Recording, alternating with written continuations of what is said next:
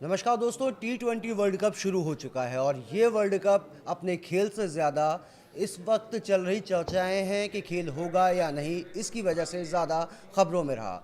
लेकिन खुशखबरी आई, पाकिस्तान भारत से खेलने के लिए तैयार हो गया। अब जब पाकिस्तान भारत से खेलने के लिए तैयार हो गया है, इसी बीच भारतीय टीम के लिए परेशानी नई खड़ी हो गई है और वो परेशानी है भारतीय खिलाड़ियों का चोटिल होना। इन्हीं सब चीज़ों पर बात करने के लिए हमारे साथ हमारे संपादक जी अंकुर सर मौजूद हैं।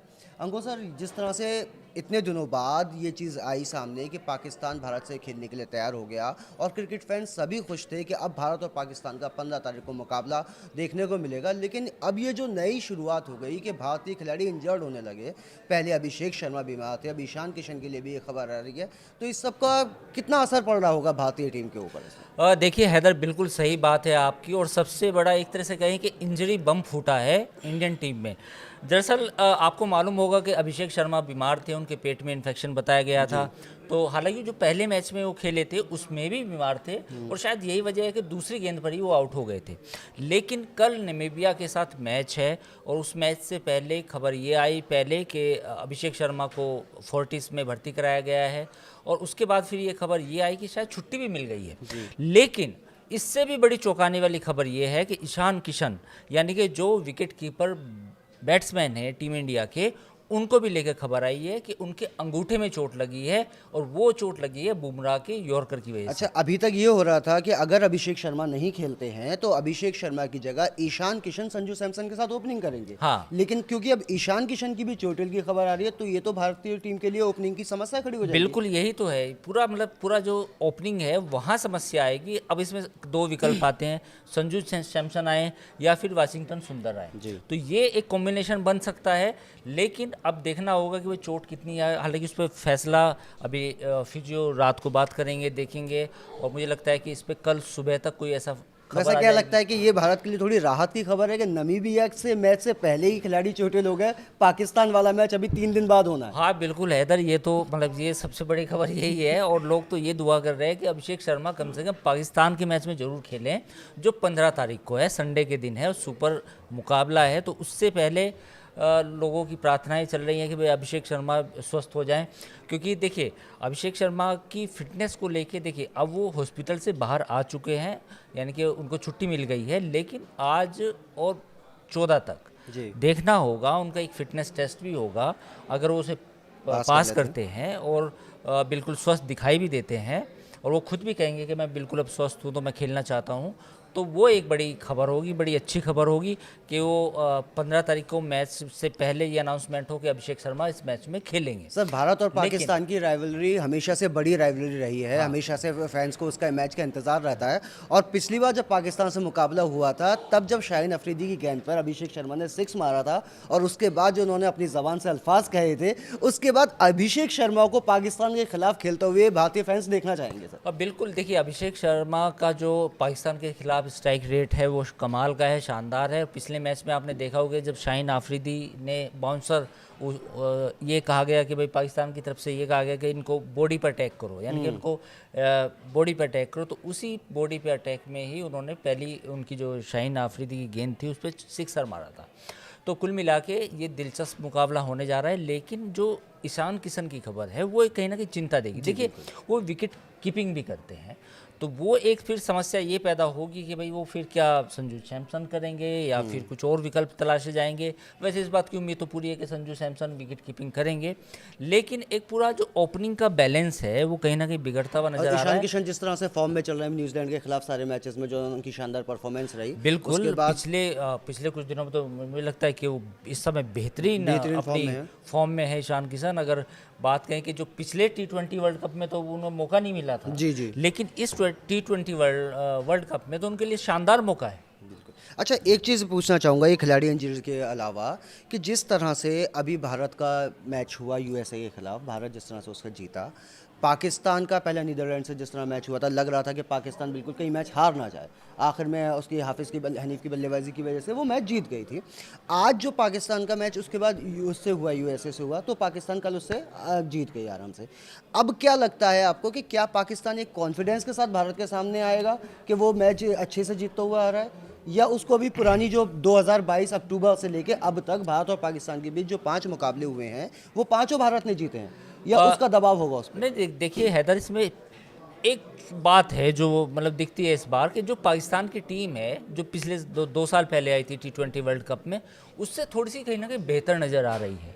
और जो उनके एक बॉलर एक नए आए हैं जिनको एक मिस्ट्री बॉलर कहा जा रहा है कि उस्मान, तो उनको लेकर भी ये कहा जा रहा है कि वो एक मिस्ट्री बॉलर हैं। और वो हालांकि उनकी बॉलिंग एक्शन पे अभी से ही मतलब चर्चाएं होने लगी हैं कि कहीं वो चेकिंग तो नहीं करते, तो वो एक अलग बात है।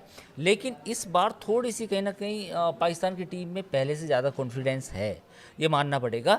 लेकिन वो स्टैंडर्ड वो उस दिन दिखाई देगा नहीं दिखाई देगा, या अगर ऑन पेपर अभी बात करें तो पाकिस्तान अभी उस तरह नहीं है कि ये फेवरेट है, मतलब टूर्नामेंट की फेवरेट टीम तो नहीं है, बट थोड़ी सी इम्प्रूवमेंट तो कुछ हुआ है। बाबर आजम पाकिस्तान का मतलब मेन बल्लेबाज, विराट कोहली के बराबर लाके खड़ा कर दिया जाता है उनको।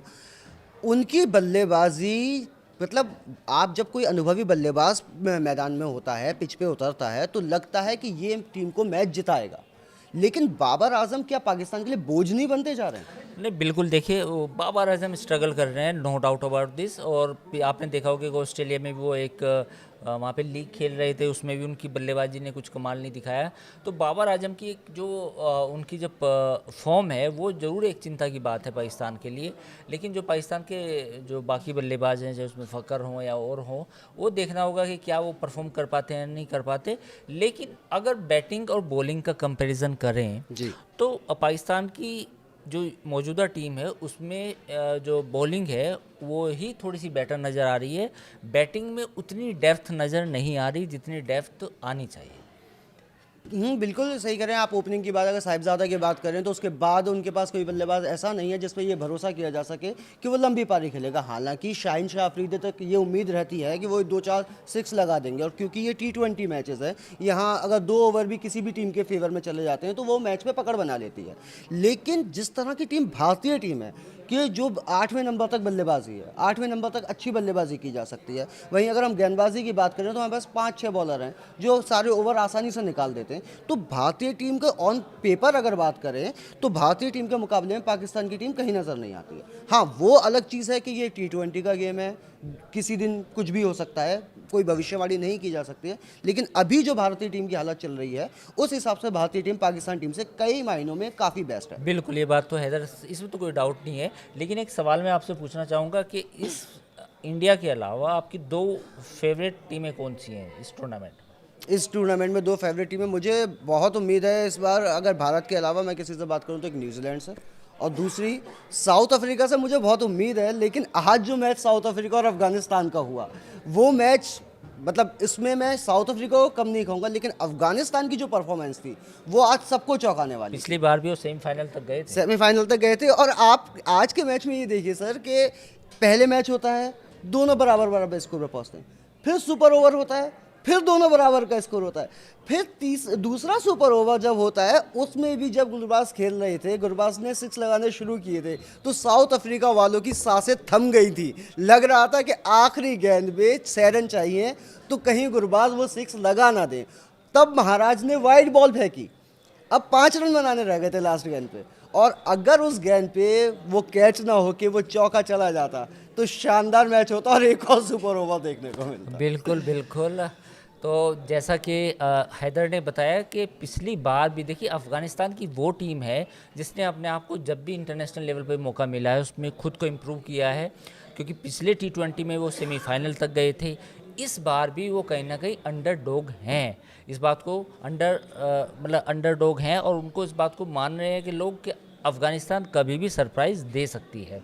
और जहाँ तक दूसरी टीम थी न्यूजीलैंड, बेशक न्यूजीलैंड, साउथ अफ्रीका इस बार बेटर नज़र आ रही है पिछले T20 के मुकाबले, और न्यूजीलैंड भी ऑब्वियसली न्यूजीलैंड तो फेवरेट है ही, लेकिन मुझे लगता है कि एक सरप्राइज़ इंग्लैंड की तरफ से भी आ सकता है। जी, इंग्लैंड भी एक तगड़ी टीम लग रही है इस बार। जी, जिस तरह की परफॉर्मेंस इंग्लैंड की पिछली सीरीज़ में रही है उस हिसाब से, और सबसे अच्छी चीज़ ये है कि उनकी जो टीम है उनकी टीम में लगातार प्रदर्शन करने वाले खिलाड़ी हैं। वो प्रदर्शन लगातार रहता है, ऐसा नहीं है कि एक मैच में चल रहे हैं तो अगले मैच में नहीं चल रहे हैं। तो वो जो चीज़ है जो उनकी मतलब लगातार प्रदर्शन करने की क्षमता है वो इंग्लैंड को बेहतर बना सकती है।